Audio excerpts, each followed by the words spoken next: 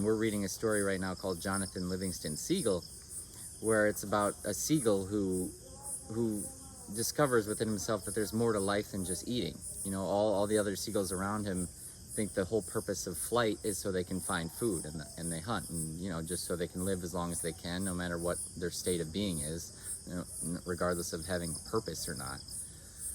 And I relate strongly to this story because I have that choice in any given moment. You know, I can fly or I can eat. And more I want to choose the experiences that make me uniquely human, out of a reverence and a gratitude for being incarnated as a human being on this planet, which is an exceptionally rare gift. Sure, there are 8 billion of us, which sounds like a lot to us, but in the grand scheme of the entire universe, 8 billion humans, I mean, how many planets are there alone? I mean, trillions and trillions, I mean, trillions of stars. I mean, the numbers just are unfathomable by our minds. But it's safe to say that being a human being incarnated on this gorgeous, habitable home planet of ours, Great Mother Earth, is a very precious, rare gift.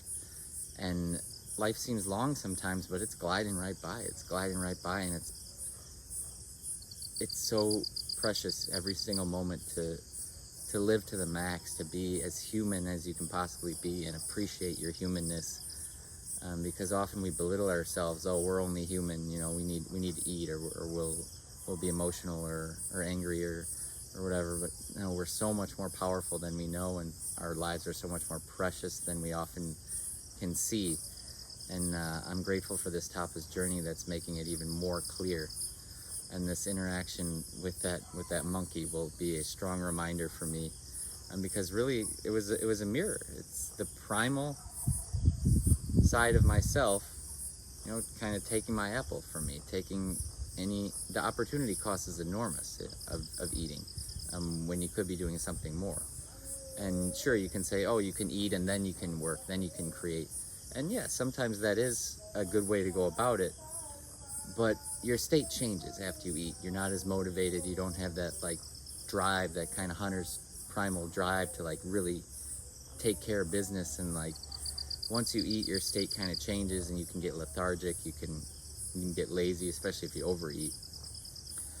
So this is going to be an important visual for me to remember that monkey just staring at me, you know, eating the apple. It's like, do I want to be a primate? Do I want to be at the primate level right now and give in to my primal urges, give all my power to my primal urges? Or do I want to do something that makes me uniquely human? So every day we have that choice, and I've been challenged with that for a while, and this is going to be helpful. It's going to be really helpful to have that specific experience to reflect on going forward in my life, because this is a challenge that comes up every day. Do I feed or do I fly, baby? And I want to fly because it feels really good to fly. And thank you, Ekam, for giving me a taste of the gift of flight, of enlightenment.